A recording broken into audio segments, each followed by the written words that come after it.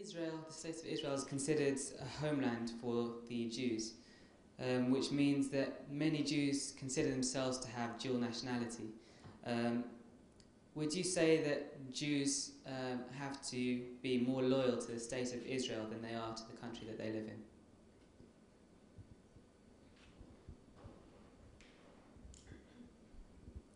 So this is a really interesting question.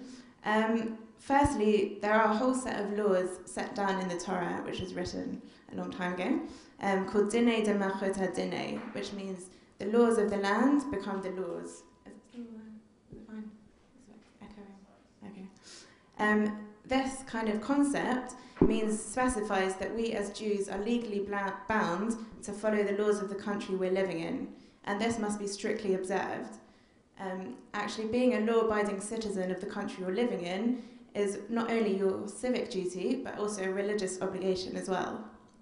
The Jewish people have had a long history of exile, and many times have been living in countries where they're not allowed to practice their faith.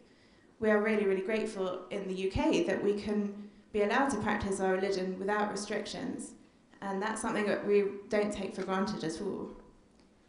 But this question is actually really interesting for me because it addresses the idea of having multiple identities.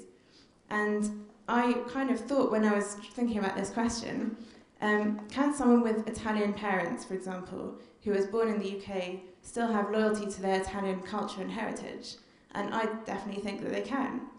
In the same way, Israel as a concept, as this homeland, as a yearning for the Jewish people to have a homeland, is part of the Jewish people's culture and heritage in that same way.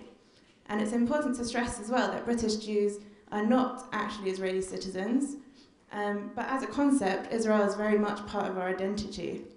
I feel that it's possible to be loyal to many things. For example, I'm British, I'm Jewish, I have this love for Israel.